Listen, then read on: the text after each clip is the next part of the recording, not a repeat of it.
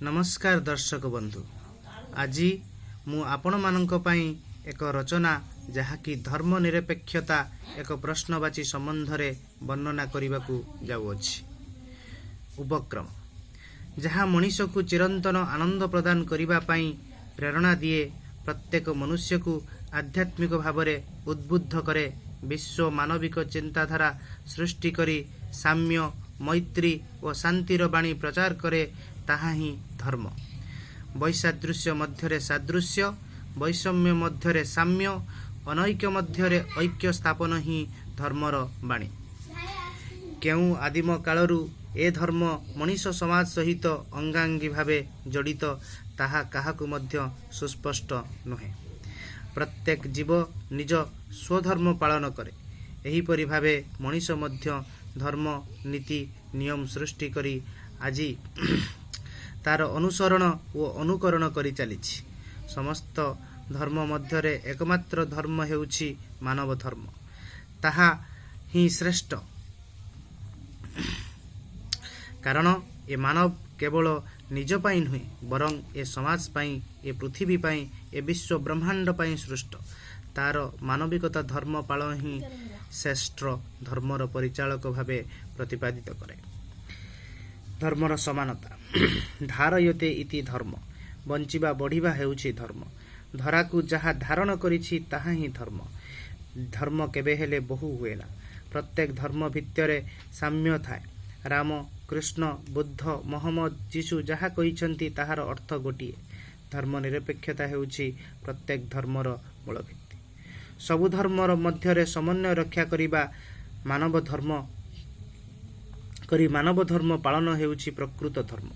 जिए एक धर्मर पृष्ठपोषकता करी अन्य धर्म को विलीन करने को चेष्टा करे, से ही प्रकृत रे धर्मद्रोही। कारण प्रत्येक धर्म मध्यरे श्रेष्ठत्व लुचि रही थाए। ताहाकू समाज सम्मुख को आनिबा हेउछि श्रेष्ठ धर्म। प्रत्येक धर्म मध्यरे रहिछि गोटिए लक्ष्य, समस्ते समान। महामानव महात्मा गांधी भाषा रे I find the same God in the Bible और the Koran whom I search in the pages of Bhagavad Gita. तेणु बहु धर्मर तीर्थभूमि है भारत। क्रिश्चियन हिंदू मुसलमान जैन बौद्ध सिख साई समस्ते हेले एठी भाई भाई।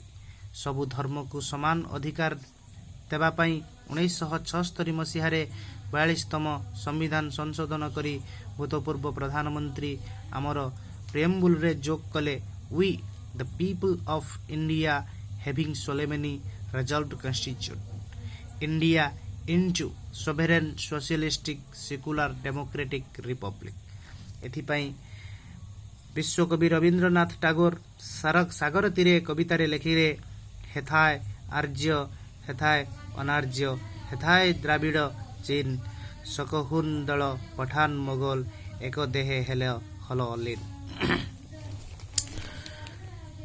धर्मनिरपेक्षता अर्थ धर्महीनता नुहे।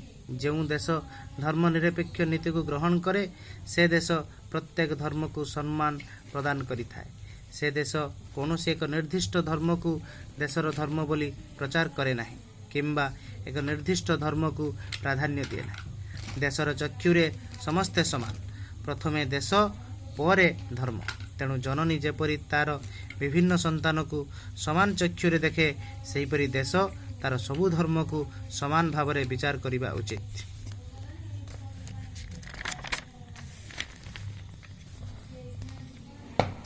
सांप्रतिक परिस्थिति आर्यभूमि देवभूमि भारत जी दिने जगतर गुरु साजिथिला, धर्म शांति और कृष्टिर बलरे मनीष समाज को सुसंगठित करिथिला। सेही जगतर चाबिकाठी की टू द वर्ल्ड भारत वर्षर सीए को नहीं पोड़ा जला और रक्तपात अहरह चलीछि। राम मंदिर और बाबरी मस्जिद पाई हिंदू मुसलमान भितर दंगा फसाद होउछि। आम भारत वर्षर चारिपाखरे पाकिस्तान, इराक, अफगानिस्तान, बांग्लादेश, सऊदी अरब, ईरान आदि देश गुड़िक सबु गुड़िक मुस्लिम धर्मभित्तिक देश।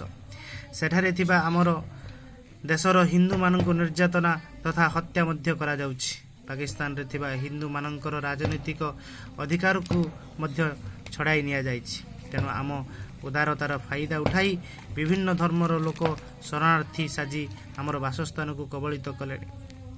3 ତଲାକ ପ୍ରଥା ଓ 370 ଧାରା ଉଚ୍ଛେଦ ହେଲା ପରେ ଆମ ଦେଶର ମୁସଲମାନ ଭାଇମାନେ ଅସନ୍ତୁଷ୍ଟ ହୋଇଛନ୍ତି।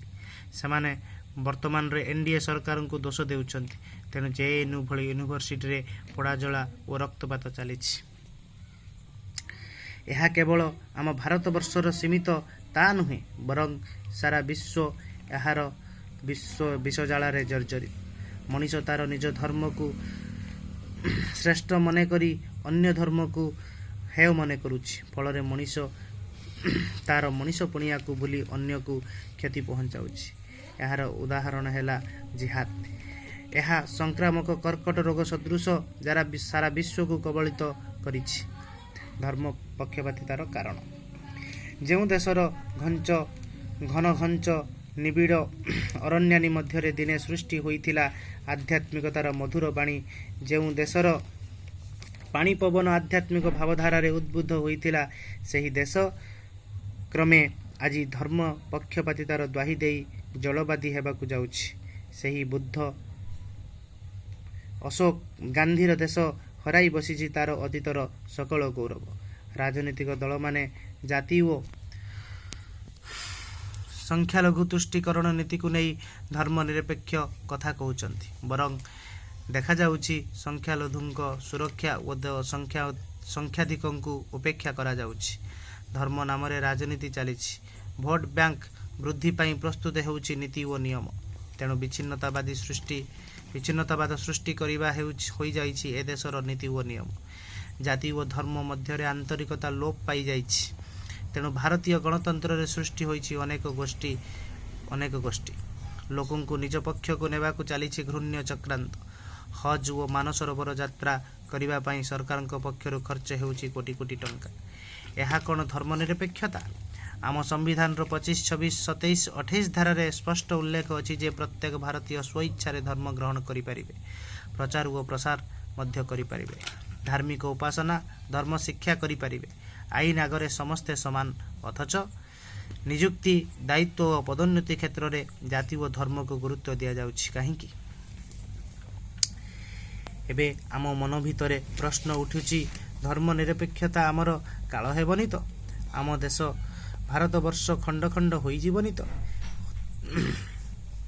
ଧର୍ମ ନିରପେକ୍ଷତା ଦ୍ୱାରା ଆମ ଦେଶରେ ଯେଉଁ ମାନବିକତା, ବିଶ୍ୱ ଭ୍ରାତୃତ୍ୱ ସୃଷ୍ଟି ହୋଇଥିଲା, ତାହା ଲୋପ ପାଇଯିବନି ତ?